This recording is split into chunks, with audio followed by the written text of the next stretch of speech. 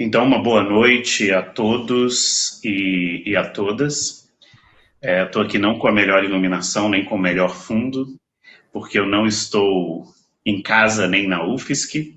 Estamos participando de um evento aqui em Macapá, no norte do país, né, o CONTRAN, e vamos hoje para o nosso segundo encontro, né, do ciclo de palestras formativas em saúde.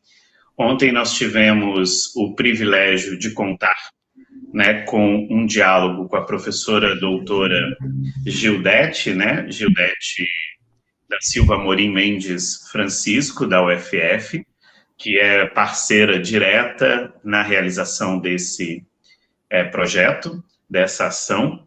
E hoje nós vamos poder contar aqui com o Gabriel Amin Hello. O Gabriel, ele vem de uma trajetória já com a gente no Libras e Saúde, aqui da UFSC. Já tem um tempo que a gente tem dialogado, atuado, desenvolvido alguns projetos juntos. O Gabriel, ele tem sido bem importante para a gente no projeto, sempre está bem envolvido, dedicado, buscando, construindo, propondo.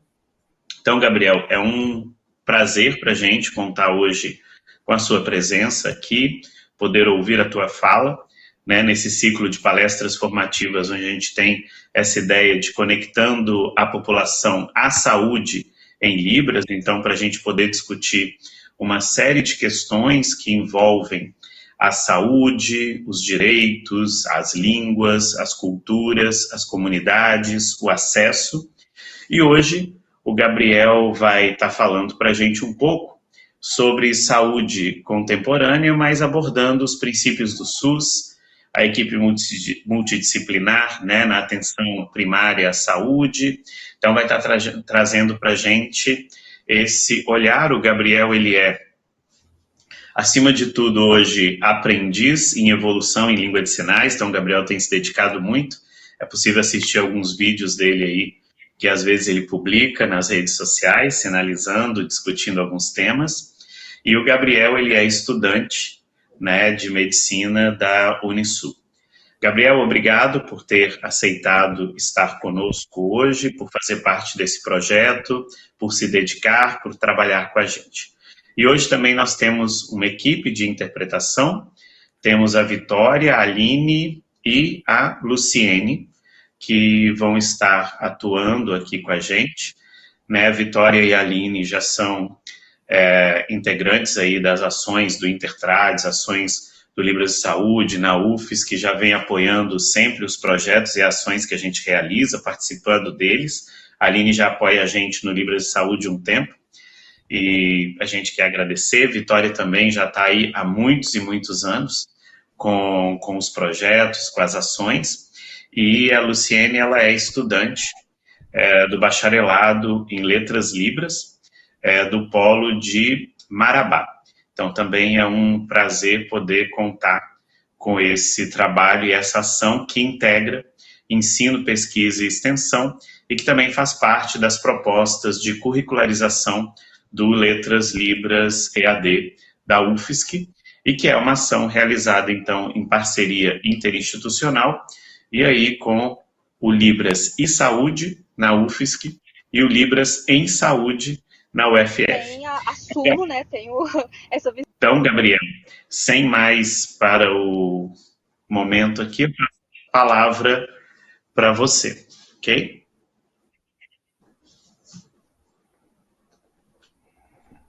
Muito obrigado, Carlos. Eu fico muito feliz com o convite, fico muito feliz principalmente com a confiança de vir falar sobre um assunto tão importante. Antes de continuar, eu queria saber se o meu áudio está bom e se a minha câmera também está boa. Tudo ótimo? Então, vamos começar. Fico muito feliz pelo convite, principalmente para falar sobre um assunto que eu amo tanto, que é atenção primária à saúde, falar sobre saúde contemporânea, SUS. É um tema muito importante para mim, como futuro médico da família, da comunidade. É algo que eu amo de paixão, é muito importante para mim. E quando me chamaram para falar sobre saúde, disseram para eu falar um pouco mais geral. Eu fiquei pensando no que falar, sobre o que falar. Para mim, que tem uma empolgação tão grande sobre esse assunto, eu não consigo escolher um. Para mim, todos são incríveis para abordar, mas eu pensei, o que é mais importante para começar numa aula introdutória? Eu tive um pouquinho de dificuldade, mas dei um passo para trás e olhei essa UBS. Eu me dei de cara com esse posto de saúde, que é o meu, onde eu estou fazendo estágio atualmente, onde eu estou fazendo já há alguns meses, onde eu já atendi pacientes surdos, onde eu olhei e disse, não tem como começar a falar sobre saúde sem falar da atenção primária, de UBS, de equipe e principalmente o que é a saúde atualmente. A gente evoluiu muito sobre esse conceito e hoje a gente vai abordar um pouquinho sobre isso. Separei um momento para o final, para as perguntas, mas se quiserem também podem já perguntar pelo chat, qualquer coisa levantar a mão aqui pela conferência e a gente dá a oportunidade para perguntar. Perfeito. Já avisando antes, apesar das intérpretes que estão já trabalharem comigo há bastante tempo, então a gente já tem bastante proximidade, podem me interromper se eu estiver falando muito rápido. E vamos dar início.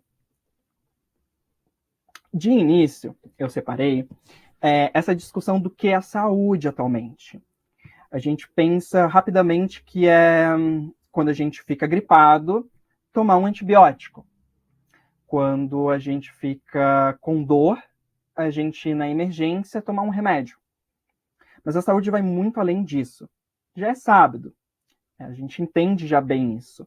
Mas a ramificação do que é a saúde é muito mais profunda, principalmente quando a gente pensa de que é um direito básico que muitas vezes não é assistido corretamente. Nem todos possuem acesso igual. Certo. Antigamente, a gente tinha um modelo chamado modelo biomédico, que prezava muito em olhar o paciente como uma doença a ser tratada. Só. Apenas isso. Uma doença que precisa ser tratada. De resto, nada de importado. Ali por meados de 1970, a gente começou a ter uma discussão um pouquinho mais complexa do que é a saúde. A gente entendeu de que a saúde, ela parte de um princípio totalmente contrário a essa ideia. A saúde vem de uma construção de saúde psicológica, de emoções, de comportamentos, de questões físicas também. Dor, uma doença, um resfriado, um acidente. Mas também parte da ideia de que as pessoas devem e merecem ter direitos como moradia, educação, trabalho, cultura e algo que eu vou dar muita ênfase, porque eu acho muito pertinente para uma capacitação, sobretudo para tradutores e intérpretes de Libras, que é a ideia da comunicação. A gente tem a comunicação como uma necessidade extremamente grande na saúde. Até porque é assim que a gente obtém os dados. É assim que a gente consegue entender quem é aquela pessoa. Então, a gente vê uma evolução no processo de compreender o que é a saúde.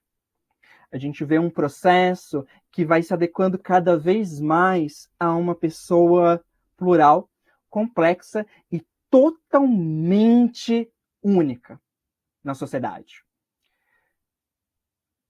Não preciso avisar vocês que a gente não tem tanto isso ainda tão garantido. Comunicações são falhas, pessoas são marginalizadas, faltam acesso para a saúde mental, doenças são negligenciadas e por aí vai. Uma série de uma discussão que a gente poderia passar horas e horas do dia falando.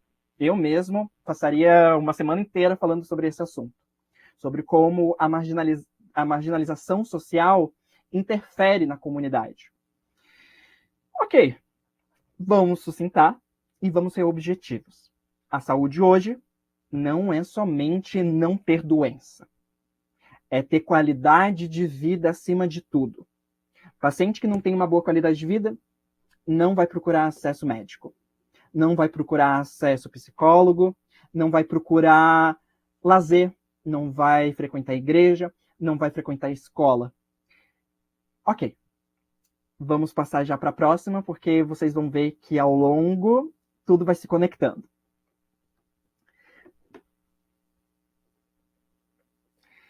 Eu separei para a gente falar, agora que terminamos, sobre o que é a saúde contemporânea, entre muitas aspas, de uma forma bem geral, quais são os princípios que fundam o SUS. O SUS nem sempre esteve no Brasil. Ele surgiu quase no final do século passado, em 1988. Depois de muita luta, eu já vou adiantar um tópico que é muita participação popular. A população exigiu o direito à saúde, exigiu que a saúde fosse gratuita e lutou por isso. E hoje em dia, diferente de uma época atrás que nem ao menos poderíamos nos vacinar, ter uma consulta ou renovar uma receita de um medicamento de forma gratuita, hoje em dia a gente tem. E a gente tem muito mais outros serviços que eu também vou apresentar hoje, que é inclusive o principal foco. Dito isso, o SUS ele opera com alguns princípios, tanto organizativos, tanto doutrinadores, que é para que servem. A ideia dos princípios do SUS doutrinadores é justamente esse, operar o SUS. Para que ele serve? Por que ele é importante? Ao longo do mundo, a gente tem vários outros sistemas de saúde gratuitos. Mas, aqui no Brasil, a gente tem um diferencial, que é justamente a ideia da universalidade.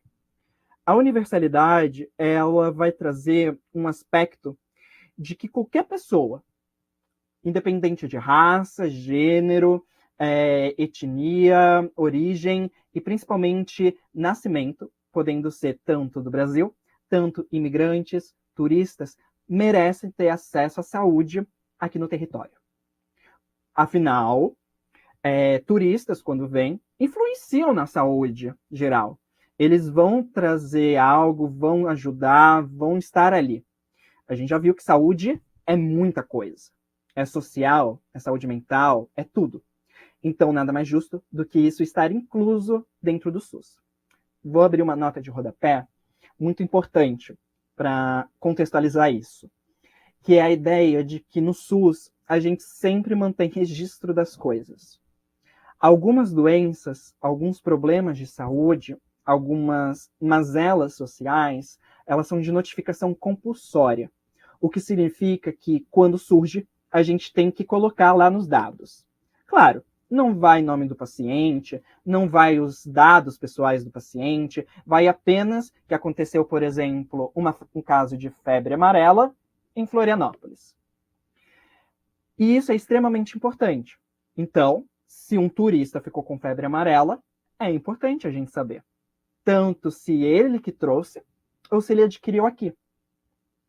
E por conta disso, claro, a gente não vai deixar o paciente sem nada, a gente vai tratar. Então, a universalidade ela se baseia principalmente nessa ideia. Saúde é coletiva. E saúde é gratuita. Saúde tem que ser disponível a todos, de qualquer forma. Na ideia da integralidade, a gente observa de que o paciente, já foi um pouco dito, mas repetindo, inteirando um pouco mais nisso, que a integralidade é ver o paciente de toda forma possível. Vou esperar a troca de intérpretes. Certo? A integralidade, ela traz essa ideia de englobar ações de promoção à saúde, ela englobar prevenção de doença. Por isso que eu sou apaixonado pela atenção primária. Ela foca muito nessa ideia da prevenção. Evitar. Inclusive, quero abrir mais uma nota de rodapé, que é sobre como no SUS, graças a esses princípios, a gente conseguiu zerar a transmissão de HIV da mãe gestante para o bebê na barriga. A gente zerou. Não existe mais transmissão. E isso graças a todo esse conjunto. Principalmente um deles que eu vou falar mais para frente no próximo slide, que para mim é extremamente importante. Dos 6, é o mais importante. A equidade, ela vai pensar... É meio complicado falar sobre ela hoje, porque ela vai pensar de visar reduzir desigualdades. Então, desigualdades não vai mais existir. Claro, é mais difícil de pensar nessa ideia. A equidade, ela não vai vir como um pensamento de que a saúde vai consertar problemas sociais, mas sim evitar. A gente vai evitar a perpetuação delas. A gente vai evitar a criação de novas. É meio confuso, mas partindo de uma ideia de que atualmente a saúde tende a ser uma ferramenta de opressão, muitas vezes, onde algumas pessoas têm acesso, enquanto outras não, a gente começa a entender por que a equidade é um princípio tão importante para um sistema de saúde. É ela que garante que essas pessoas possam usar e continuar a usar, para evitar justamente perpetuação de mazelas e vulnerabilidades sociais. O SUS ele não está preocupado apenas com extinguir doenças. Ele quer extinguir desigualdades, ele quer que pessoas tenham acesso a benefícios, a lazer, a bem-estar, a viajar, a poder curtir a família, e não somente ter que tomar remédios de graça. E por isso que a equidade é tão importante. Mas a gente sabe que nem todos têm esse acesso de forma acessível, né? De forma equitativa. Um exemplo é os surdos. É de direito ter intérpretes na saúde? Não tem. Eu não sou o melhor nessa videochamada para falar sobre isso. E também não é o objetivo de hoje. Mas é só para contextualizar de que mesmo um sistema de saúde apresenta falhas. E o próximo slide vai falar o porquê e como a gente consegue consertar essas falhas. Vamos lá. Os princípios organizativos são justamente isso. Como se organiza o SUS. Como que ele funciona, como ele opera. Para vocês que são... Eu vou agora generalizar os espectadores, apesar de saber que tem alguns colegas da medicina aqui, saber de que é um público para tradutores e intérpretes de Libras, que não é habitualmente visto como profissionais dentro da equipe da saúde, mas que a gente está buscando aqui capacitar para inserir, para juntar, para puxar. Depois disso a gente fala, a gente vai explorar mais a equipe multidisciplinar. Mas, de contexto, é importante a gente pensar aqui, porque é como a gente vai orientar o paciente. É como a gente vai, principalmente, direcionar o paciente dentro do SUS. A primeira ideia é a ideia da descentralização.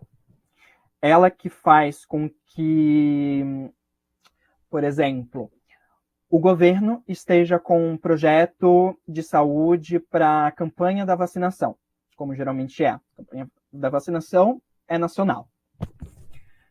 Porém, aqui para o Sul, a gente vai olhar certas dinâmicas na saúde e identificar, por exemplo, que tem mais casos de câncer de pele. Então, o Estado vai fazer investimentos para lidar com o câncer de pele. Enquanto isso, aqui no município, por exemplo, lá no município onde eu atuo, na Palhoça, vai ter uma questão com o dengue. É o principal. Eu acabei usando só questões de doença, mas a gente pode pensar, por exemplo, em São José, como município, e falar sobre ter muitos pacientes trans, e por isso abrir o ambulatório trans. Então, não é apenas doenças, é tudo. Qualquer necessidade que esteja precisando. Ok, a descentralização é isso. Cada esfera tem autonomia para se moldar para aquela população. Passando para o próximo, que é a regionalização e a hierarquização.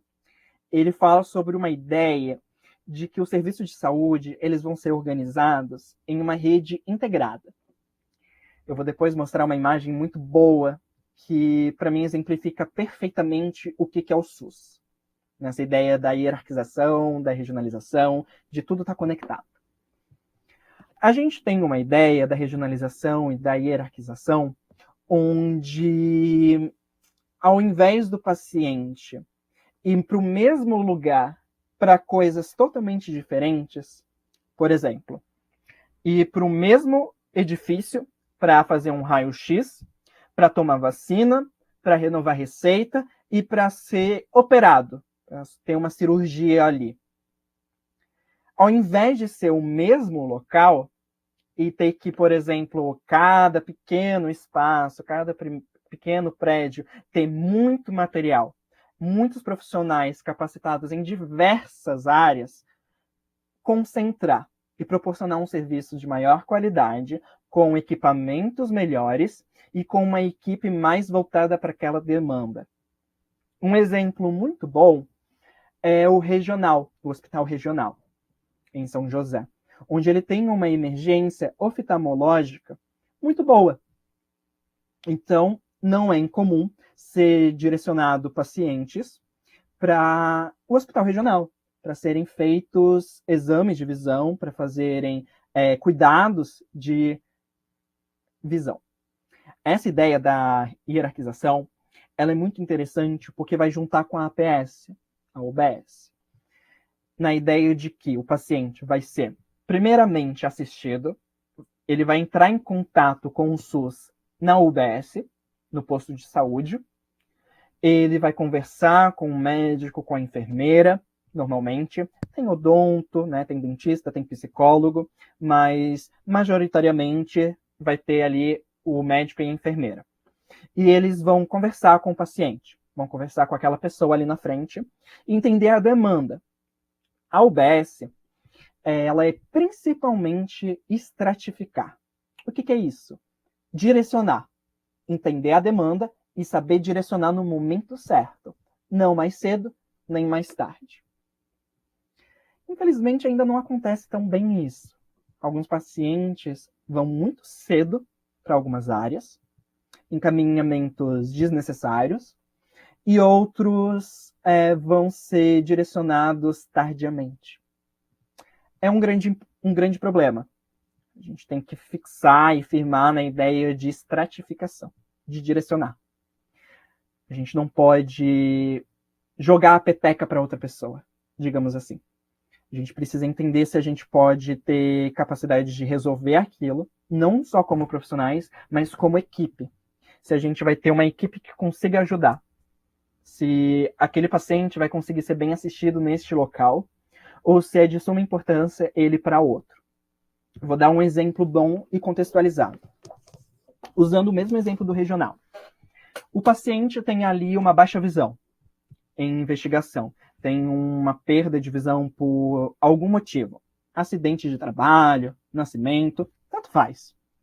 Mas ele está em investigação.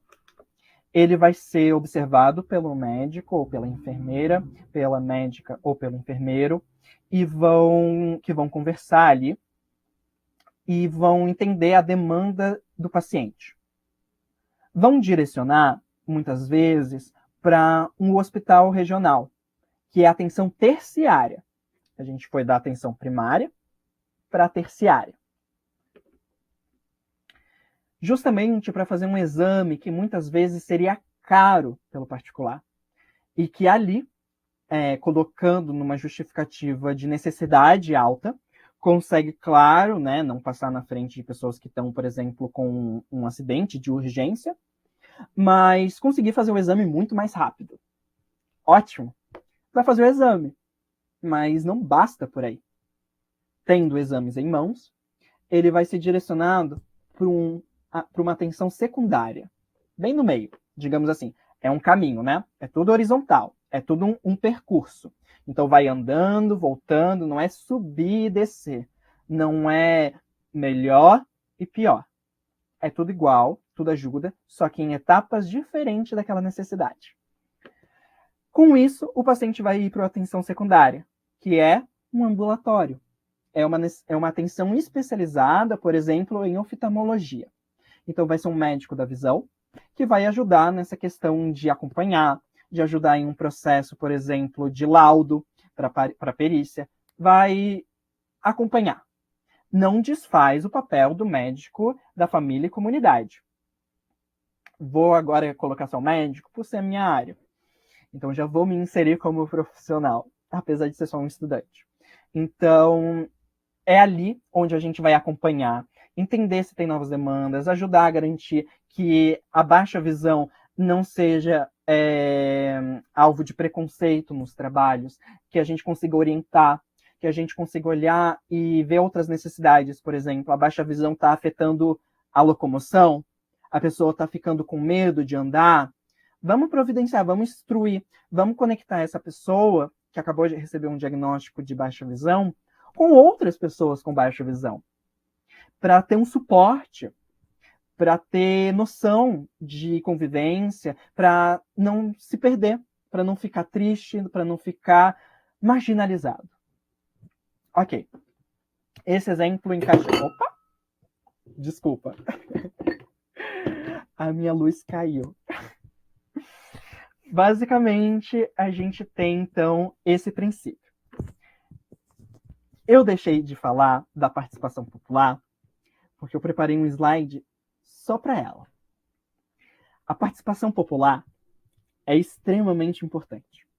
Como eu disse, o SUS ele surgiu por demanda popular, por luta da população.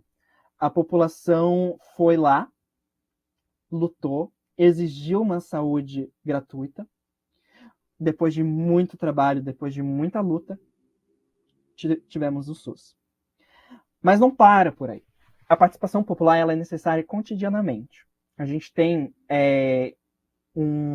esse princípio do SUS muito perdido ao longo do tempo. Justamente pela população não ser instruída pelos próprios profissionais, governantes, enfim, que tem espaços para eles ocuparem, para eles poderem falar sobre os problemas de saúde, para olharem e avisarem sobre alguma coisa do território deles, para pedir por algo, para dar ideias, sugestões.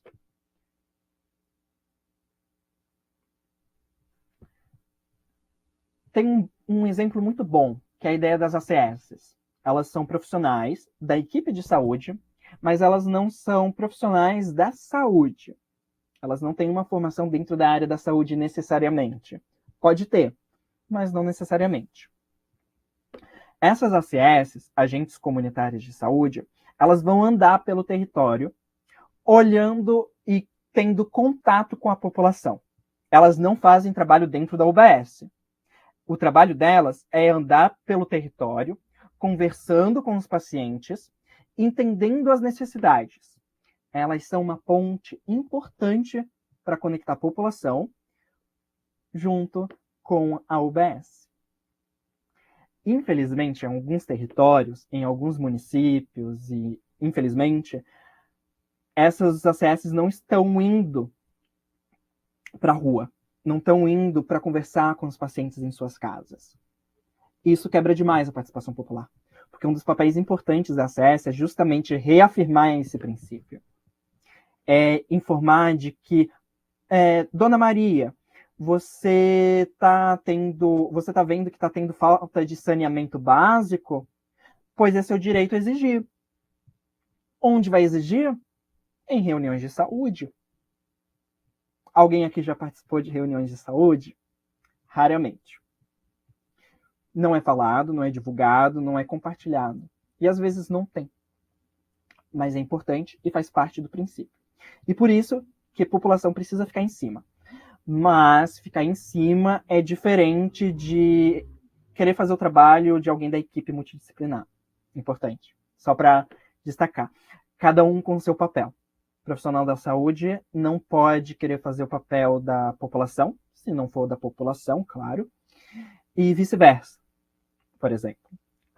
Cada um com seu papel e isso vai ser extremamente importante para conectar para o próximo slide.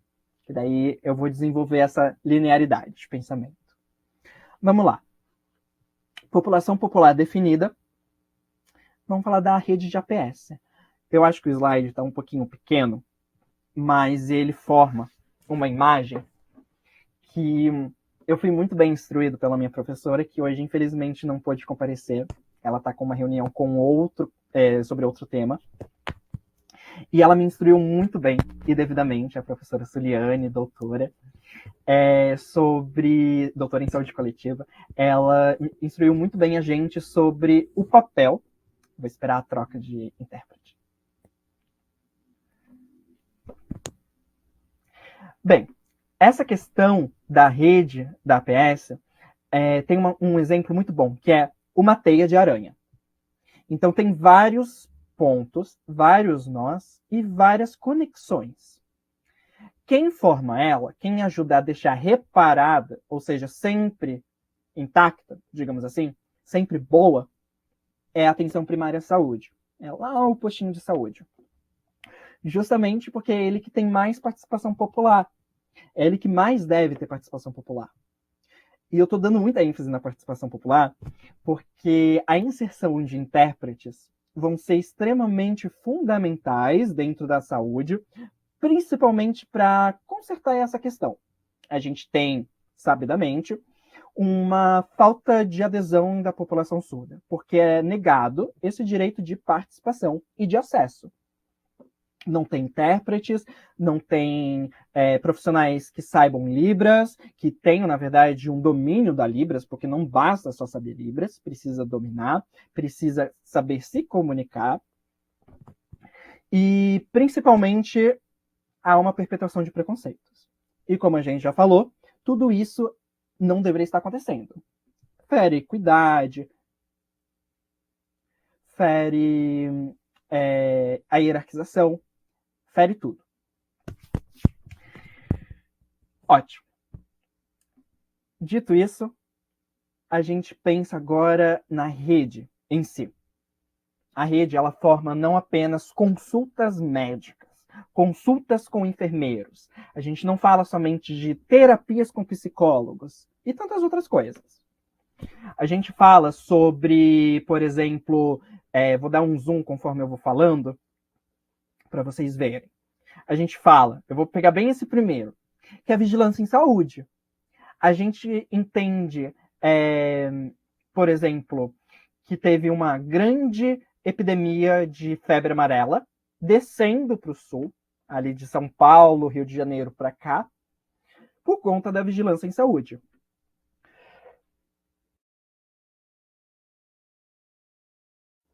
Desculpa, gente. Deixa eu tomar um pouquinho de água. Essa ideia da vigilância de saúde é um papel importantíssimo no SUS. É ele que fez a gente identificar que estava tendo um crescimento enorme de nascidos com HIV. E isso significa o quê? Ali dentro da equipe vai se ter debates, vai se ter busca para entender o motivo disso, sejam conectando ACS, psicólogos, médicos, população, todo mundo. Inclusive, abrindo mais uma nota de rodapé, a gente tem a ideia de toda semana a UBS fazer reuniões com a própria equipe. Existe onde eles fecham depois de um certo horário, eles encerram um pouquinho antes, uma vez por mês, desculpa, não é uma vez por semana, e debatem sobre vigilância em saúde. Perfeito. Eu, como estudante, já fui dispensado várias vezes mais cedo por conta disso. Na maioria, eu acabei participando, por interesse próprio. E é justamente isso. Vai ser conversado sobre como está o cenário daquele território, daquele bairro. Se há necessidade, por exemplo, é aqui onde a gente pensa, por exemplo, se há necessidade de criar um grupo para reduzir o tabagismo, para fumantes. Fumantes querem ali parar de fumar e não conseguem. Vamos criar um grupo. Vamos fazer com que seja um apoio coletivo. Tem taxas de redução de tabagismo muito maiores. Na ideia da saúde mental, Não vou falar cada um, tá, gente? Eu vou contextualizar depois geral, vou dar ênfase em alguns e depois, enfim. Na saúde mental, a gente tem, por exemplo, o CAPS. A saúde mental é extremamente subjetiva. Você não trabalha com pergunta e resposta, bate bola. Não. Existe todo um contexto na saúde mental. Então, a conversa sobre saúde mental é muito mais densa, é muito mais complexa. E é onde entra principalmente o trabalho de um intérprete para ajudar ainda mais a compor essa equipe. Já estou dando spoiler do próximo tema, que é a equipe multidisciplinar, onde vocês, eu vou generalizar, gente, vocês que estão assistindo vão atuar, se tiverem interesse em continuar na área da saúde. Beleza. Na urgência e emergência, na questão do SAMU, UPA, pronto-socorro, não preciso nem explicar muito sobre como é importante ter a presença de vocês nesse espaço. É questão rápida, de saúde rápida. Se não tem, tem fatalidade.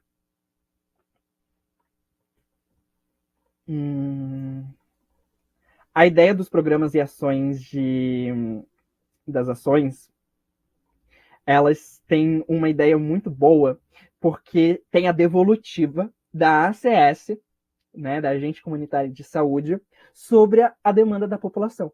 Então é onde, por exemplo, aquela ideia que surgiu na vigilância epidemiológica, lá de cima, lá antes, começa a tomar um pouco mais de corpo. Cria-se um grupo de tabagismo. Não apenas o conceito de, tá tendo muita gente que fuma nesse bairro, né? Não. Aqui já é criar o grupo. Aqui já é unir essas pessoas. Da mesma forma que a gente tem outro papel extremamente importante, que é as visitas domiciliares. Eu sou um pouco apaixonado demais por visita domiciliar. É algo que eu tenho muito interesse. Eu vou mesmo quando não é nos meus dias de estágio para a UBS, porque é um papel que, ao meu ver, conserta uma vulnerabilidade extrema. Nada mais consiste na visita domiciliar do que o profissional de saúde ir até a casa da pessoa que por algum motivo não consegue comparecer na UBS. É um projeto maravilhoso e que funciona e que acontece. E esse é o melhor. A gente consegue não só para trocar sondas, para fazer curativos, mas principalmente dar assistência para essas pessoas. É onde às vezes entra a questão da saúde mental. Pessoas que estão tendo um problema de fobia social, não conseguem sair de casa, e a gente vai até lá. Porque afinal, como a gente já viu, saúde é um direito. Saúde tem que estar sempre na vida da pessoa, independente do motivo. Eu poderia falar mais, mas eu não vou me cortar. Porque senão eu engato e continuo. Perfeito, gente. Então, em geral, atenção especializada, hospitais já abordei bem. O que a gente vai ter nessa rede? Um conjunto imenso de múltiplos profissionais e de múltiplos espaços que vão operar sobre demanda para cada paciente. É isso. Percebam que aqui, apesar de ser uma imagem, claro, então, como é uma imagem 2D, a gente tem em cima e embaixo. Mas a APS, ela não tem isso. Ela é uma rede, tudo junto. E cada uma depende uma da outra. Afinal, um só nó não compõe uma rede. Pronto. Aqui, eu queria dar um exemplo da questão da equipe multidisciplinar, já indo para isso, que é onde vocês vão ser inseridos, é onde vocês, espero que em breve a gente possa trabalhar cada vez mais juntos na área da saúde. Então, é a ideia da equipe multidisciplinar. Eu vou primeiro começar sobre a equipe multidisciplinar da saúde, então formados, estudantes de cursos de saúde, e depois eu vou expandir, que é o que eu mais gosto. A parte do Emult é um programa do governo que ele se perpetua ali para a UBS, que é justamente essa ideia de que o paciente, anteriormente, seria visto ali com o médico, com o enfermeiro, e levado para outros espaços. Especialista 1, especialista 2, especialista 3, especialista 4. Tanto faz. O que vai acontecer? Encaminhamento demais, muitas filas longas, um cuidado que ninguém entende o que está acontecendo, nem mesmo o próprio paciente entende por que daquele medicamento. E principalmente menor resolutividade. O paciente não vai ser ajudado. Na equipe multidisciplinar do EMULT, que é um programa do governo, que é um projeto do governo, que é inserido nas UBSs, que é um método base de operação, ele tem um apoio matricial de cuidado, então ele vai auxiliar as pessoas e tem como foco principal supervisionar, ajudar, orientar. Vai pegar o paciente, que vai até o posto de saúde, conversa com a equipe de saúde da família, e então vai ser direcionado, compartilhado, né? Então o prontuário é conjunto, os profissionais se conversam, há esse conjunto de psicologia, nutrição, fisioterapia, fonoaudiologia, serviço social, enfermeiro, médico, que geralmente vai ser quem vão recepcionar esses pacientes, odontologia. Eu já vou abrir meio que um espaço para as próximas aulas, em que vão ter um para cada uma dessas áreas. Eles vão abordar seus perspectivos espaços, inclusive médicos, falando sobre o que é importante para suas áreas e mais de princípio. Ok. Com isso, com essa grande equipe, a gente vai ter um plano de cuidado compartilhado. E isso é extremamente importante. É onde vai entrar também, lá mais para frente, quando eu for falar disso eu me aprofundo, mas aqui é a ideia do intérprete. Ele que tem que nos ajudar a garantir de que isso seja bem compreendido pelo paciente. E vocês, se não entenderem, vocês vão insistir, vocês vão perguntar, vocês vão repetir e vocês vão continuar. O plano de cuidado não é apenas tomar um medicamento na hora certa. É fazer atividade física, é se alimentar bem, é ter terapia, é ter reabilitação e, principalmente, autonomia. O paciente conseguir fazer as coisas ao máximo possível sem demandar um apoio, um suporte constante. Nem todos os pacientes vão ser o mesmo para cada um. Existem diferentes tipos de autonomia para cada paciente. E isso é importante também. Ok. Com isso, com essa equipe de saúde da família, a gente começa a pensar numa ideia. Vou também esperar. Tem a questão da resolutividade na APS. É dessa forma que a gente consegue gerar encaminhamentos mais necessários e menos desnecessários. Ter uma continuidade nesse cuidado muito maior. Ter melhores resultados na saúde. Então, essas pessoas não apenas melhoram, têm mais qualidade de vida, como também possuem menos taxas de reinfecção, por exemplo, ou de ficar doente novamente, porque foram orientados devidamente, foram bem assegurados. Um exemplo, um paciente com diabetes, recém-diagnosticado na UBS, vai ser feito ali um exame de sangue, a gente faz o diagnóstico, a gente mede a diabetes algumas vezes durante um certo período, e o açúcar no sangue, desculpa. Aí a gente então fixa na diabetes. A gente olha e diz, realmente é diabético. A gente vai orientar o paciente, a gente vai conversar, a gente vai encaminhar direto para um endocrinologista, que é o médico que cuidaria da diabetes. Não.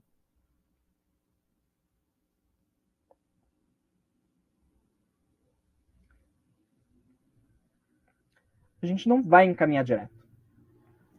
Por quê? Esse paciente não precisa ainda.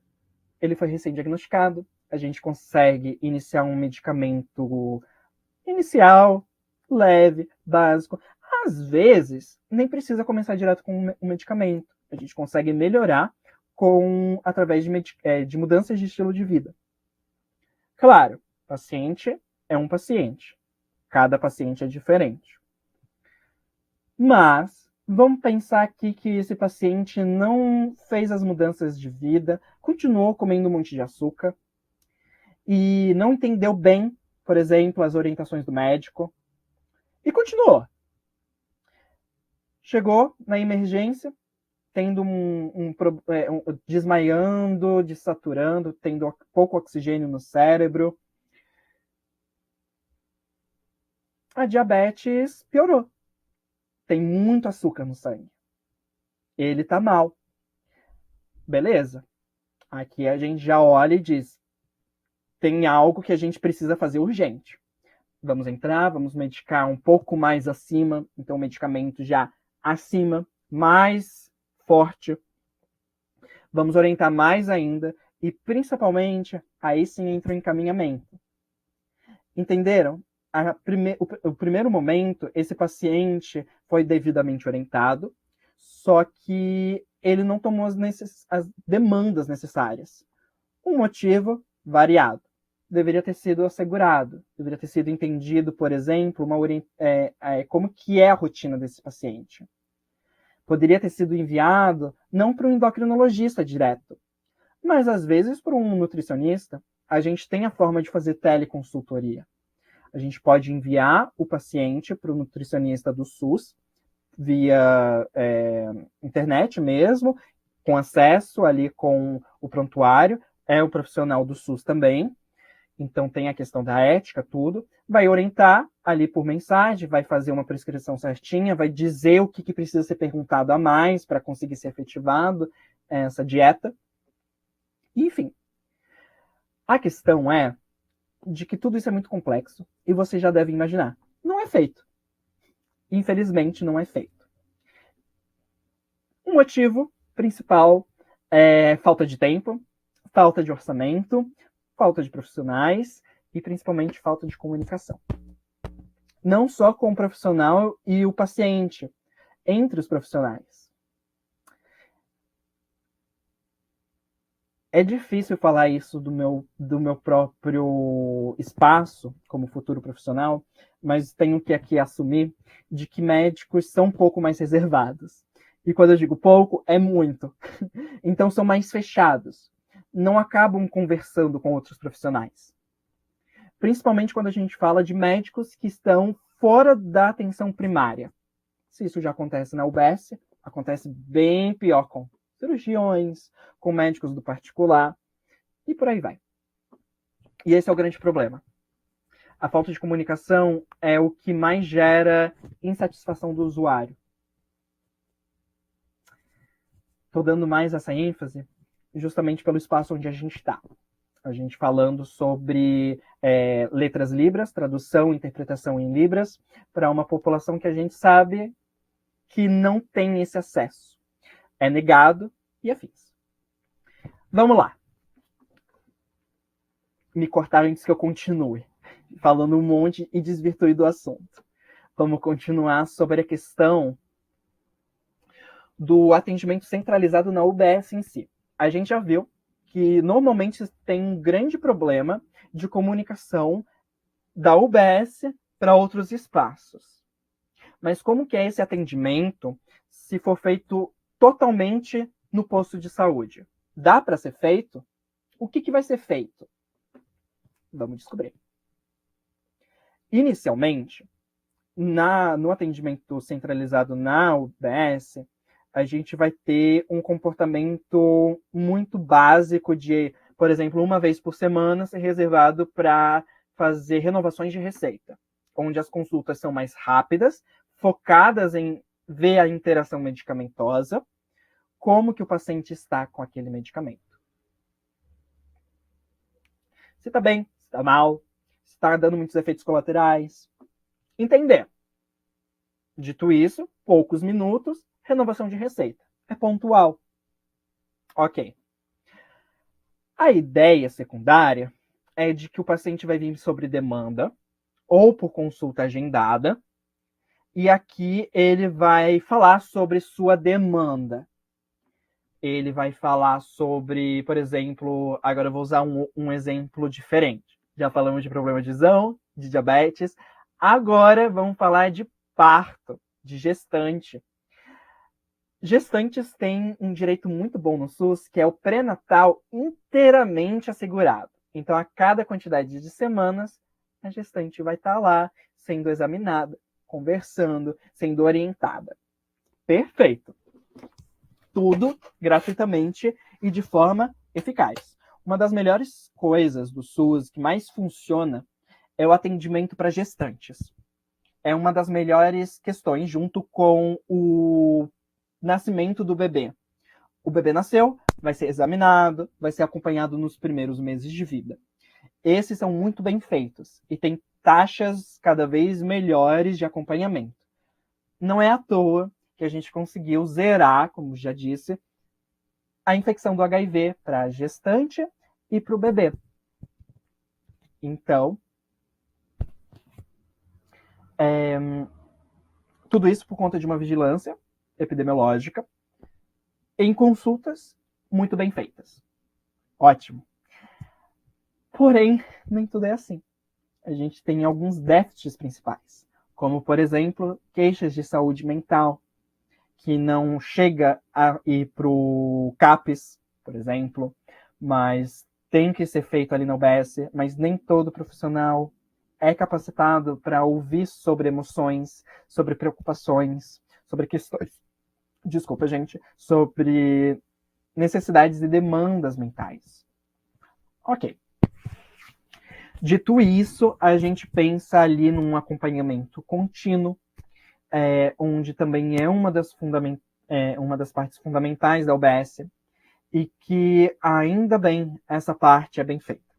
Vai acompanhar do nascimento, antes do nascimento, na verdade, na barriguinha, até a fase idosa.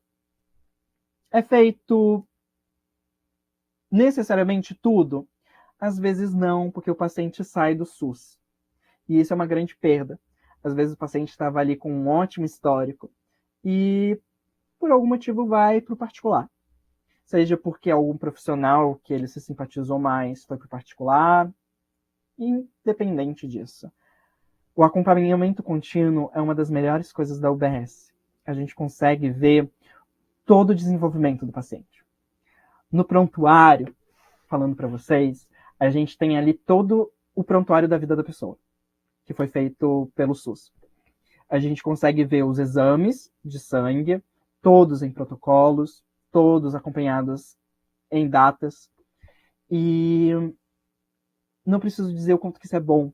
A gente consegue detectar questões rápido, justamente pela progressão do nível. Às vezes não está indo tão bem, mas ainda não está preocupante. Mas começa a entrar no limiar. Aí a gente entra com medidas que ajudem essa pessoa. Ok. Falando sobre isso, a gente vai para o que mais importa, que é... Opa! Eu vou passar esse slide, que foi tudo que eu falei. Mas é a ideia de uma equipe muito mais ampla. Não somente compostas por profissionais da saúde, mas por profissionais gerais. Então, a gente tem, de profissionais da saúde, normalmente, na equipe da saúde da família, um médico da família e comunidade, que é especializado para atender na UBS, um enfermeiro, um técnico de enfermagem, agentes comunitários de saúde e um dentista, um cirurgião dentista. Junto com essa equipe, a gente vai entrar vários outros profissionais da saúde, que seriam psicólogos, fisioterapeutas, nutricionistas, o farmacêutico, que também compõem ali dentro da UPS, na farmácia, o terapeuta ocupacional, o educador físico, né, um personal trainer, enfim, médicos de outras áreas e também profissionais da saúde, conforme necessário, que possam surgir. E é aqui onde a gente vai entrar dentro do tema, né, e se aprofundar, onde muitas vezes não é feito essa equipe multidisciplinar. Vou usar um exemplo antes de começar a listar. A gente tem na UBS o parto, né? A gente tem o acompanhamento da gestante, o parto e o acompanhamento do bebê nos primeiros meses de vida. Ele vai ser vacinado, ele vai ser analisado se está dentro do peso, se está crescendo da forma certa e analisado todas as outras coisas. É feito o teste da orelha, né, do ouvidinho, da boquinha, do pezinho, do olhinho, tudo no diminutivo mesmo. Justamente para identificar principalmente doenças autoimunes. Principalmente para identificar alguma alteração genética e afins. É onde também a gente vai detectar, por exemplo, malformações, problemas de visão, tanto faz. Aqui entra um rombo. A criança cresce, começa a ir para a escola. Ela não vai ser somente assistida pelo médico, pela enfermeira, não vai ser assistida somente pelos ACS, digamos assim. Não. Ela vai também estar tendo boa parte do tempo sendo supervisionada pela professora, pelo auxiliar de sala, pela equipe da escola. Ao invés da equipe de saúde, naturalmente, já buscar esse contato para ir rastreando, identificando tudo daquela criança, então para ver se a criança está interagindo bem, se ela está socializando, se ela está tendo alguma dificuldade em se locomover, em escrever, ou qualquer coisa, de enxergar também, não é feito. Então, a gente só sabe de como essa criança está na escola depois, em outro momento, com uma queixa que às vezes já não dá mais para resolver. Não dá para reverter, desculpa. Resolver dá, mas reverter, não. A gente consegue entrar com necessidade de suporte. A gente pode, por exemplo, para aquela criança que está com dificuldade de enxergar o quadro, com óculos de grau. Mas a gente podia já ter revertido antes. A gente já podia ter identificado. Às vezes é uma doença que está ali degenerando o olho. Está acometendo o olho. Poderíamos ter entrado antes. Mas pela falta de comunicação, a gente não tem. Eu fui de falar super bem do SUS para começar a reclamar. Normal. É isso que a gente tem que fazer. A participação popular é isso. Reconhecer as coisas boas e identificar as coisas ruins.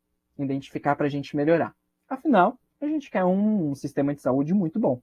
A gente não pode só ficar metendo os pés ou elogiando sem olhar para ambos os lados. Puxei lá de trás. Os profissionais além da saúde, continuando só sobre a questão do professor, a gente entra também na questão do intérprete. Olha só, intérpretes principalmente, além ali eu especifiquei, né, intérprete de Libras, mas a gente está tendo uma crescente quantidade de pessoas imigrantes. Eu tenho colegas, estudantes de enfermagem, profissionais, principalmente da atenção primária, ou hospital, por exemplo, da UFSC, que estão atendendo muitos árabes, muitos russos, muitos falantes de árabe, de russo, né? E não são idiomas que a gente tem contato facilmente na nossa formação, principalmente. Aí a gente vai lá, tenta conversar com o paciente. Quando o paciente sabe inglês e o estudante ou o profissional também, ótimo. Mas e aí? E se não? Eu tenho colegas que pegaram recentemente falantes de russo que não sabem de nada, né, do inglês. E aí? Como que vai ser resolvida essa conversa? Como que vai ser identificado se esse paciente ele está morando em situação deplorável? Se ele está trabalhando num lugar sujo? A gente não sabe. E é aí que é importante ter a presença de tradutores de diversas áreas. Então, é algo extremamente crucial essa participação. E justificando, né? Já é um debate muito grande, imagino que dentro da graduação de vocês ainda mais, porque, diga-se de passagem, na medicina não é falado. Na medicina a gente fala praticamente só medicina. Raramente a gente fala de enfermagem. Presumível. Era bem previsível, né? Então, é importantíssimo a gente levantar ainda mais a qualquer oportunidade a necessidade da presença desses profissionais, de vocês, junto com a gente. E na ideia igual dos serviços do SUS, nenhum em cima do outro, como muitos médicos iriam se sobrepor, mas sim todo mundo um do lado do outro, em conjunto. É uma rede, um ajudando no outro. Se um perde, se um nó perde, a teia se desfaz. Então, aqui a gente tem outros profissionais que, ao longo do tempo daquele paciente, vai sendo necessário. Um exemplo, assistente social. Eu já tive muitos casos na UBS onde eu não conseguia resolver como estudante de medicina. Onde o meu preceptor ou preceptora não conseguiam resolver, seja como enfermeiros ou como médicos. Eu tenho uma história que eu vou aproveitar para dar uma rodapé. Vai fugir levemente do assunto, mas eu acho legal para contextualizar essa necessidade da assistência social. Onde, claro, mais uma vez, comunicação, conversa, enfim, trazer bem a informação de um idioma para o outro. Ok. Eu tive uma vez uma visita domiciliar com uma família. Vou reduzir bastante dados sobre essa família, ser bem mais geral para questão de ética, mas essa família, ela é daqui do estado mesmo, de outra cidade, que veio para cá para melhorar a questão de trabalho. Uma menina, filha desse garoto da família, ambos adolescentes, ela engravidou. Eles continuaram com a gestação, mantiveram até ali o parto, continuaram próximos, eles continuaram namorando, pensam em se casar, e a bebê, quando nasceu, depois de alguns meses, começou a apresentar perda de peso. Aí a gente foi ver o porquê disso. A bebê não estava mais sendo alimentada pelo seio. Ela não estava sendo alimentada por fórmula suplementar. Ela estava sendo alimentada por leite de vaca, antes da idade necessária. Ela não estava absorvendo nenhum nutriente. Ela estava ficando desnutrida aos poucos. A gente da UBS consegue resolver? Queríamos. Muito. Buscamos incansavelmente algo que pudesse ajudar. Porque essa menina, porque eu não vou falar mãe, que é ainda muito nova, ela não estava mais dando leite. Por diversos motivos, principalmente emocional. Mas, e também pelo corpo não estar preparado, né? Era uma menina de 14 anos. Então, o que acontece? Essa família estava com um bebê começando a entrar em desnutrição, mas não estava desnutrida. Então, o plano de suplementação em que a UBS fornece o suplemento todo gratuito, ela não entrava, porque ela ainda não estava desnutrida. Ela estava em desnutrição, andando para ficar desnutrida. Aí a gente tem também, por outro lado, programas da medicina, da enfermagem, não só da nutrição, que esse que eu falei agora era da nutrição. A gente tem das outras áreas a mesma coisa. Não podia, não dava, por vários motivos. Motivos válidos, motivos muito válidos, que fazem muito sentido. Mas pro caso dela, nos dava um aperto no coração e não poder fazer nada. E onde entra a assistência social? Nisso. Quem conseguiu resolver foi a assistência social. A assistência social que conseguiu se mobilizar, procurar questões de direito, questões jurídicas, para auxiliar essa família. dar mais suporte, conseguir colocar essa menina que tinha acabado de ter uma criança de volta para a escola, conseguiu garantir que o garoto também voltasse para a escola, conseguiu fazer com que esse bebê não ficasse mais em desnutrição. E é aqui onde é extremamente importante a gente entender de que um profissional só não faz nada. A gente não consegue resolver nada do paciente. Porque o paciente tem uma integralidade.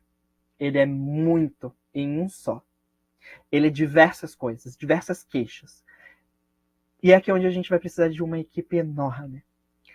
Então, é basicamente isso. Agora a gente segue para... era o último slide. Bem, é basicamente essa ideia da rede de equipe multiprofissional, onde a gente entende as demandas de uma população que cada vez mais apresenta vulnerabilidades e que quem melhor para ajudar nisso do que a saúde? A saúde que entra com coeficientes eficazes para ajudar. É a gente que tem bases para identificar o quanto que isso afeta, principalmente em custos, já que a maioria dos coordenadores de equipes, políticos, pensam demais no custo. Então, por que não colocar de que, se a gente ficar esperando demais esse paciente, porque a gente não está tendo verba para ajudar ele antes que aconteça algo, vai ser muito mais caro no futuro. Essa foi uma das questões, a gente conseguir entrar com medidas extremamente fortes para reduzir a transmissão de HIV de gestante para bebê. Cortamos, fomos um país pioneiro em diminuir a ponto de zerar a transmissão, com inúmeros estímulos. Essa é uma das melhores coisas do SUS ser universalizado. Ele não atende somente nascidos aqui, somente uma parte da população. De crítica final, é tudo muito bonito, tudo muito legal no papel, e a gente sabe muito bem, como usuários do SUS, como profissionais, tanto da área da saúde, tanto como profissionais que vão entrar junto na saúde, que existem buracos, quebras nessa rede, que fazem com que dificulte ainda mais o trabalho para a gente e piora as condições do paciente. Dando um adendo, a gente identifica muito isso, eu comecei a identificar ainda mais, graças a esses 3 anos de participação com o projeto, de engajamento, de maior contato com a comunidade surda. Isso me fez perceber o quanto que o sistema de saúde é falho em assistir demandas para inúmeras populações vulneráveis. Uma delas, no que eu sempre entrei na faculdade prezando, era a comunicação. Até mesmo como alguém autista que teve a fala, eu comecei a falar com quase 5 anos, muito tarde, mais do que o normal é começar a falar ali até os 2 anos. Poxa, eu prezo demais a comunicação. Eu venho do teatro, eu participo demais disso, eu fiz curso de oratório, eu sempre dei muito valor. Aí eu chego, vou tendo contato maior, graças ao professor Carlos, a Sayonara, que eu não acredito que ela esteja em outro compromisso também, e a tantos outros profissionais que me ajudaram a ver de que a comunicação é um dos pilares fundamentais dentro da saúde, sobretudo na atenção primária. Porque é a gente que tem um pilar principal em direcionar o paciente para os locais certos, para os serviços adequados, no momento certo e na hora exata. Infelizmente, não é feito isso. Ainda, da mesma forma que há 1 ano atrás ainda existia transmissão de... Eu vou usar muito isso porque eu adoro a pauta sobre HIV. E eu fico com muito orgulho disso pelo SUS, pela nossa conquista como população em geral, não só como profissionais da saúde. Mas a questão de há 1 ano atrás estava tendo ainda transmissão de HIV de gestante para bebê. Então, por que a gente não consegue mudar outras coisas, não somente doenças, mas mazelas sociais, daqui a 1 ano, daqui a 2 anos? Bem, é muita luta, muita necessidade, muita demanda, e a gente tem profissionais extremamente empenhados, por exemplo, a Gildete, que palestrou terça-feira com uma palestra maravilhosa sobre, principalmente, materiais de assistência. Poxa, eu espero que daqui a 2, 3 anos, quando a gente for refazer essas aulas, quando eu já estiver formado, eu já possa falar que eu trabalho com intérpretes na minha equipe de multidisciplinar de saúde. É uma expectativa futura e que eu espero que aconteça. Bem, finalizo aqui e eu abro espaço para perguntas, se alguém tiver. Então a gente desenvolve algumas reflexões. Enquanto, se alguém quiser também fazer abre a câmera. Gabriel, muito obrigado pela sua fala. Também já deixo meus agradecimentos à equipe de interpretação que atuou com a gente. E agora a gente tem um tempinho para poder dialogar, para poder conversar, para poder perguntar. Então, se alguém quiser abrir a sua câmera, quiser usar o áudio ou quiser digitar aqui no chat, fique à vontade. Ok? Alguma pergunta, observação, comentário, dúvida?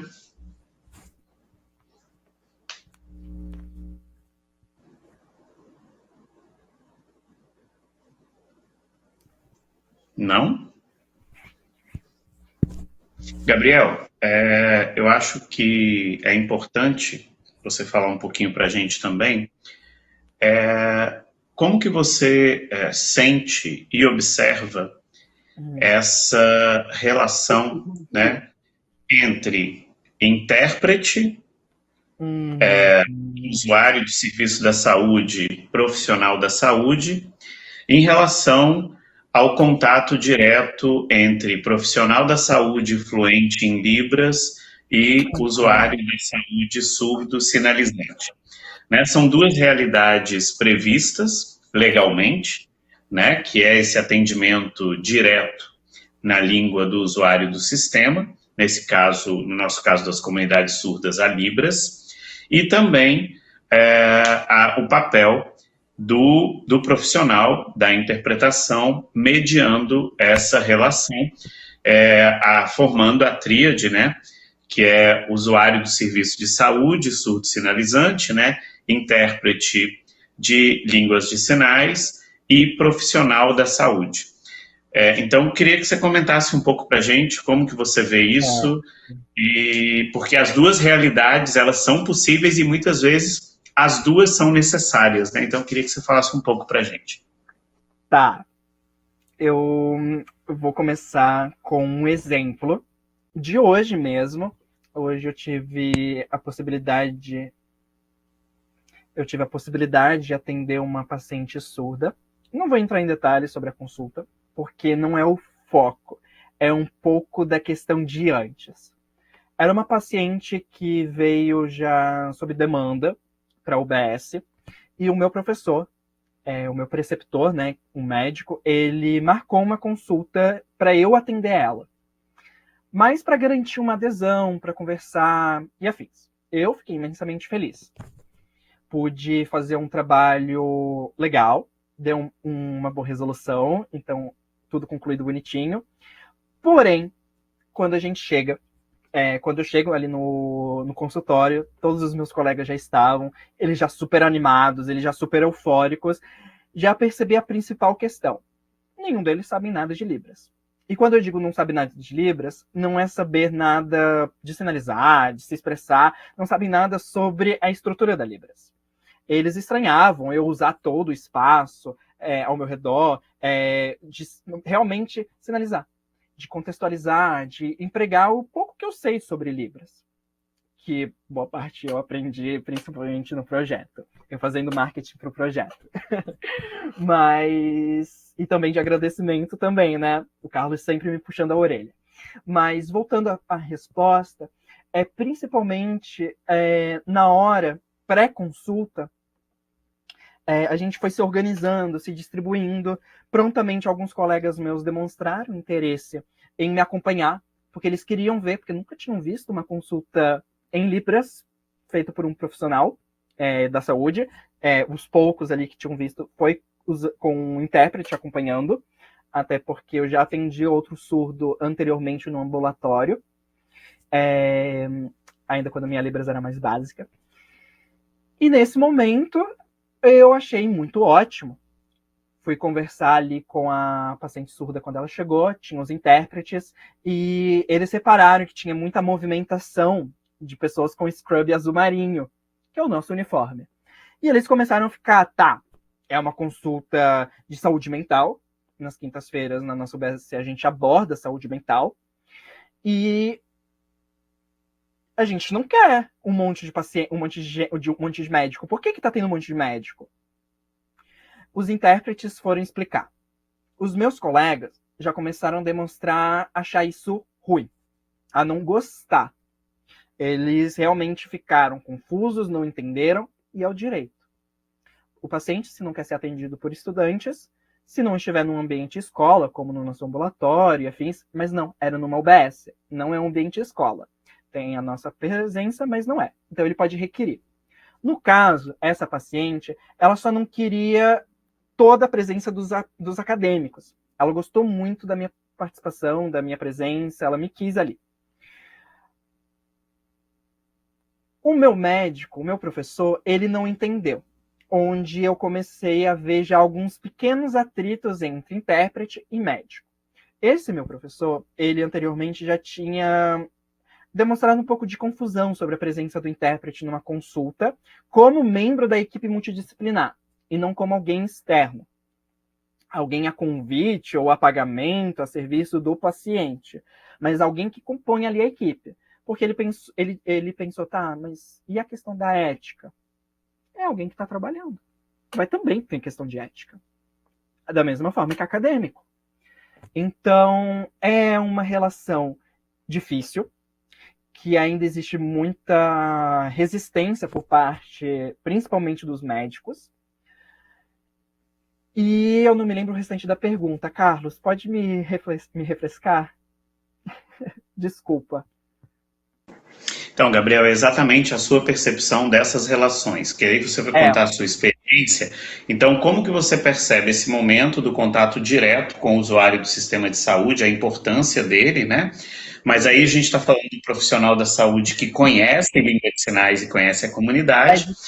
Qual é a importância para você, mesmo sendo um profissional que conhece Libras e a pessoa do intérprete estando presente? Porque às vezes a complexidade temática do assunto também vai ser desafiadora, né? O meu primeiro paciente foi uma paciente na UPA. Eu não sabia ainda nada de Libras. Era o início da minha presença no mundo dos surdos.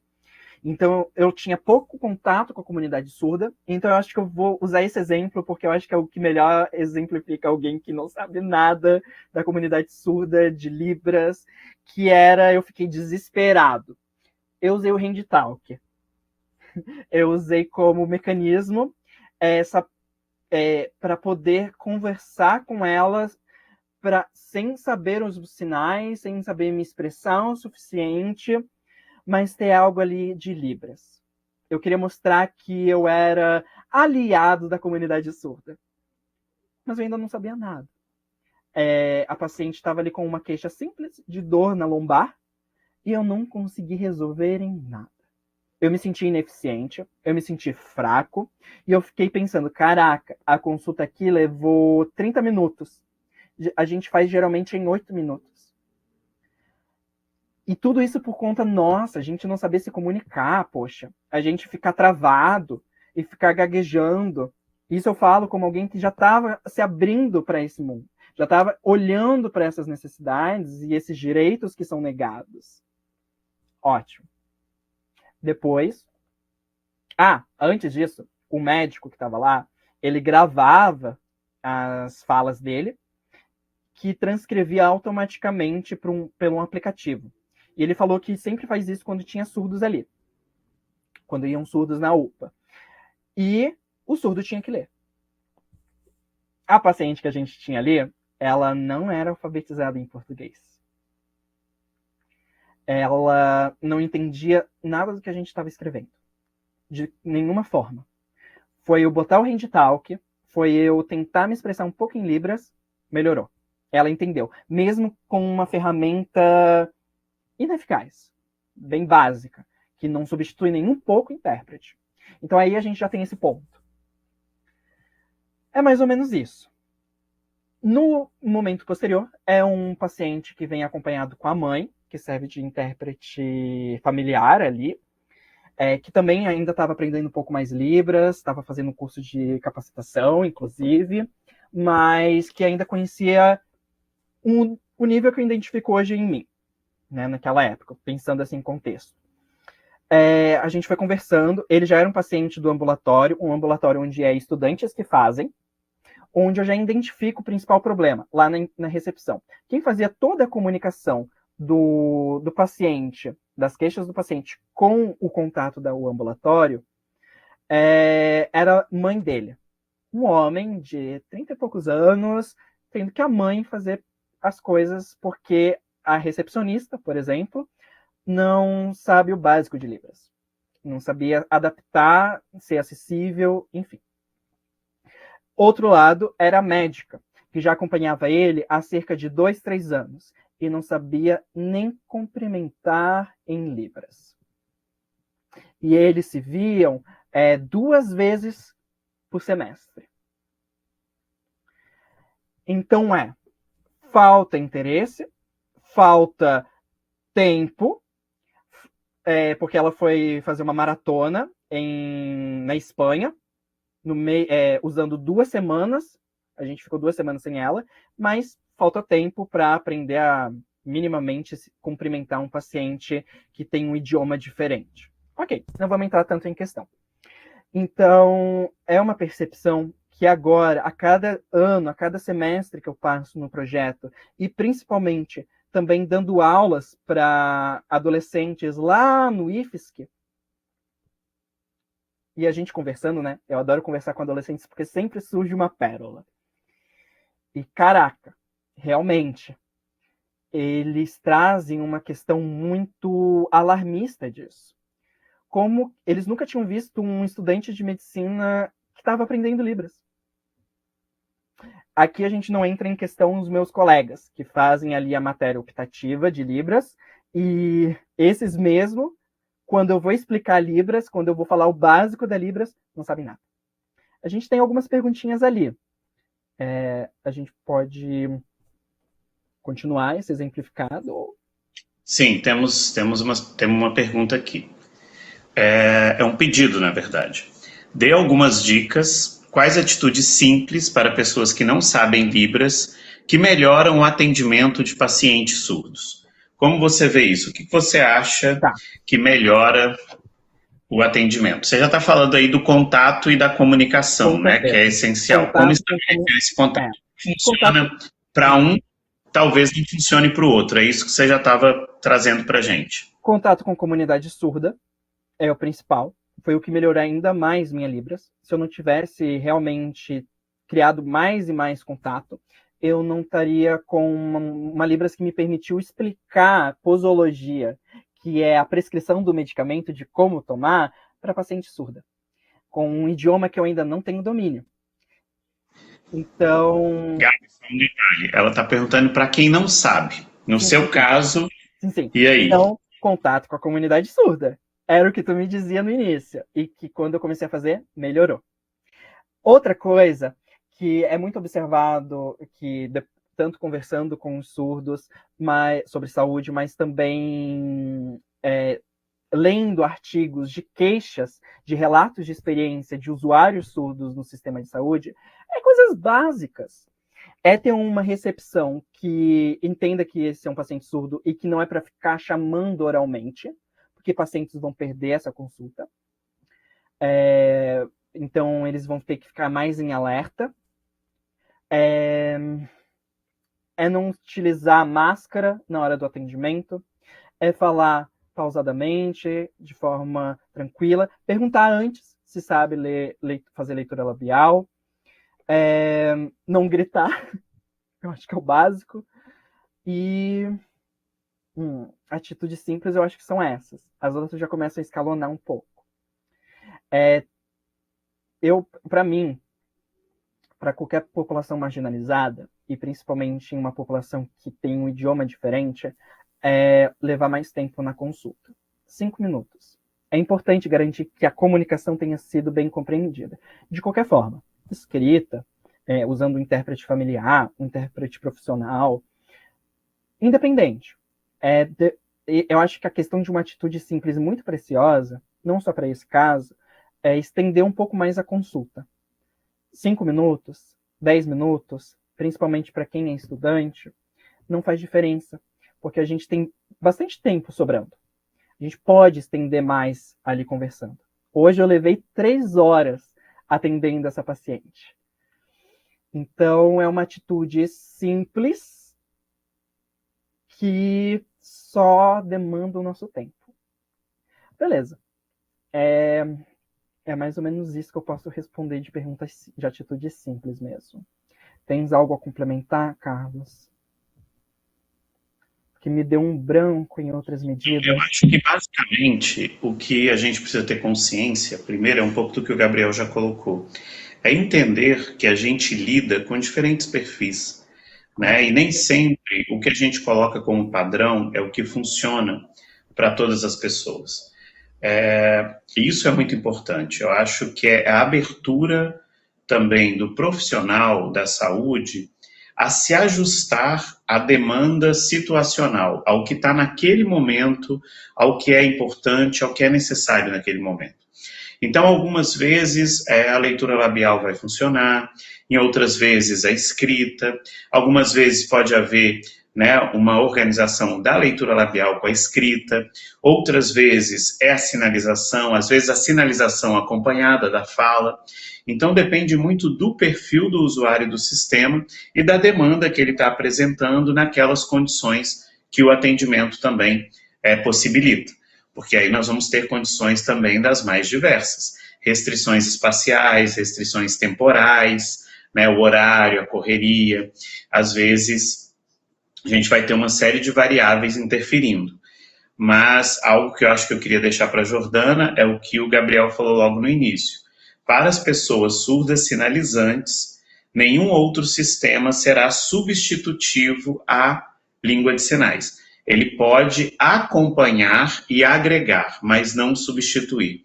Eu acho que essa é uma consciência importante para os profissionais da saúde. Quer dizer, eu posso atender em língua de sinais ou com o apoio do intérprete, também utilizar imagens, também utilizar escrita, também utilizar fala, também utilizar qualquer outro recurso que possibilite o sucesso e a efetividade da comunicação, porque esse é o objetivo, né? Que a comunicação se estabeleça e que a compreensão ela seja, então, real. Né? Eu acho que é isso que eu poderia falar para sistematizar um pouquinho também. Isso me fez lembrar de algo muito valioso que você me ensinou e que eu sou eternamente grato e que eu uso em todos os contextos.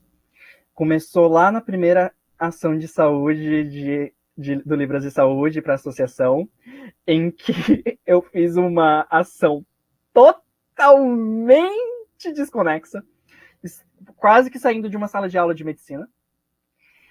E o Carlos olhou e disse: tá ruim, você errou rude. E não foi dessa forma, mas foi como eu guardei, pensando, realmente, eu não me adaptei ao público que eu teria. Eu não planejei, eu não pensei. Tanto é que hoje, quando a gente vai fazer uma ação em um grupo que eu não conheço, eu sempre incomodo o Carlos constantemente. Porque cada paciente é diferente, cada surdo é diferente. E cada surdo vai ter um nível de conhecimento de Libras diferente também. Então, hoje, por exemplo, para atender essa paciente surda, sempre que eu ia conversar com um intérprete, pedindo alguma ajuda para traduzir para pensar em como que eu explicaria alguma pergunta. Então, tinha perguntas de saúde muito... Caraca, como que eu vou perguntar isso? Eu não sei ainda adaptar, não sei traduzir. E sempre falavam, olha, a primeira coisa que você tem que pensar é de que essa paciente pode não saber tão bem Libras. E esse vai ser o primeiro desafio que você vai ter que passar. Aí, já é outro papo.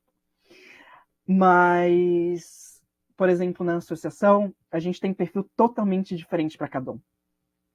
Então, investir em realmente observar o paciente de primeira, que eu acho que é a primeira coisa que a gente aprende na medicina, que é o paciente entrou no consultório, a gente já tem que estar examinando.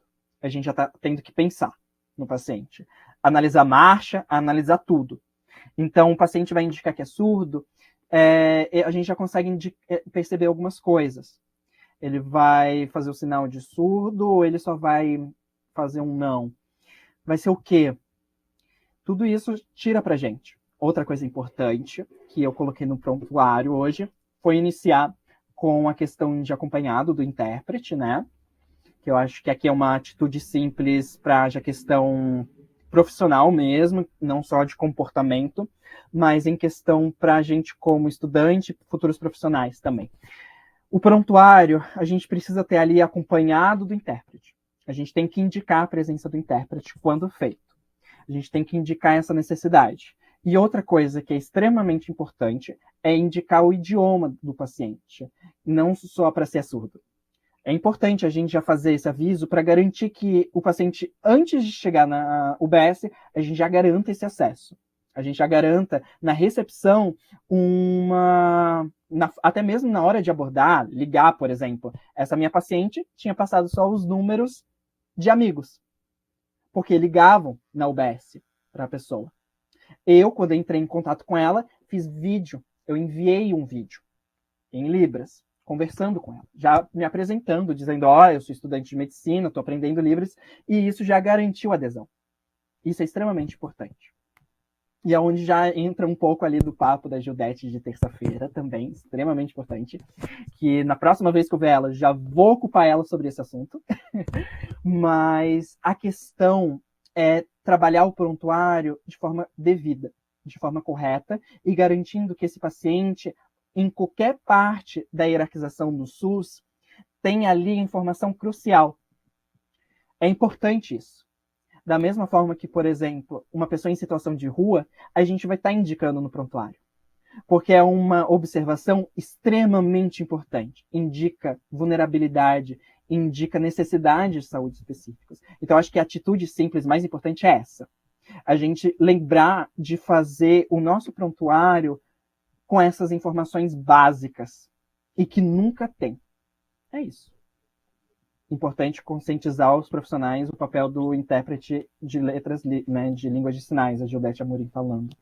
Realmente, a maioria dos nossos profissionais na área da saúde não sabem para que é um Wills. Uma vez eu fui falar, eu fui dar uma aula no curso de TILS. Eles pensaram que era TILS mesmo. Não TILS, TILS de família. Porque eles não sabiam que eram tradutores e intérpretes.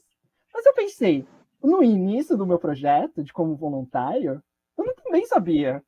Aí eu expliquei. Tive essa paciência. Mas é importante conscientizar e é difícil. Eu acho que a maioria dos profissionais ainda é um processo de eles perceberem a necessidade dos pacientes surdos. Porque é uma coisa que eu esqueci de avisar no início dessa aula, que é todas as vezes quando eu vou para uma UBS, quando eu vou para uma UPA, quando eu vou em qualquer lugar fazer um estágio, eu sempre pergunto, a primeira coisa que eu pergunto, tem paciente surdo? Ninguém sabe responder. Ninguém. E é uma população que deveria estar sendo analisada e não está sendo. Quando eu perguntei se tinham pacientes surdos na minha UBS, disseram que não. Só que essa paciente, ela já é paciente na nossa UBS. Não foi a primeira consulta dela. Ninguém lembrou dela. Na outra região, da médica, conversando com a enfermeira, da equipe dela, eu conversando com a enfermeira, perguntei. Ela disse que tinha. Depois, ela tinha dito que não, na verdade. 2 semanas depois, a gente foi conversar no corredor e ela disse, lembrei, tem um casal de surdos com um filho que está sendo investigado com autismo, né? Porque estava tendo ali atrasos da fala.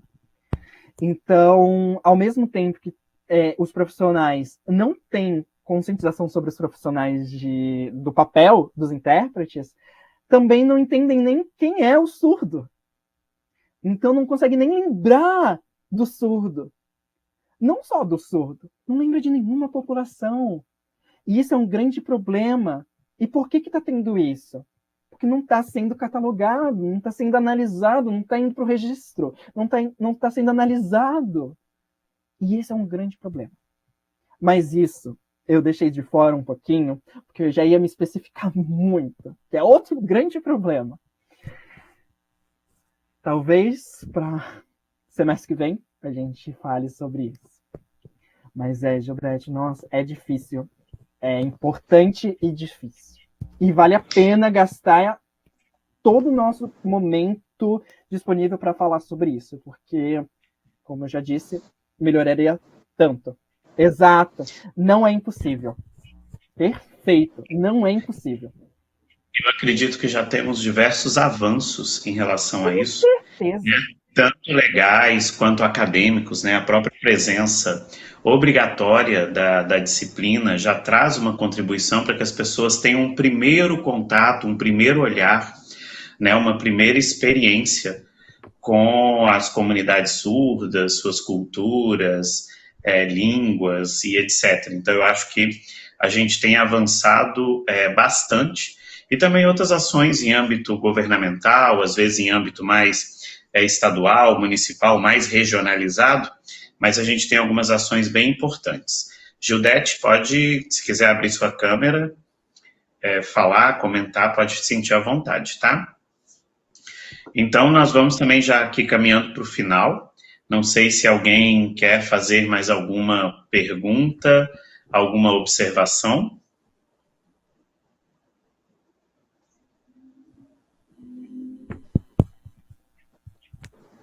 Não? Então eu quero já iniciar meus agradecimentos. Essa semana tivemos então o privilégio de ouvir a Gildete e o Gabriel.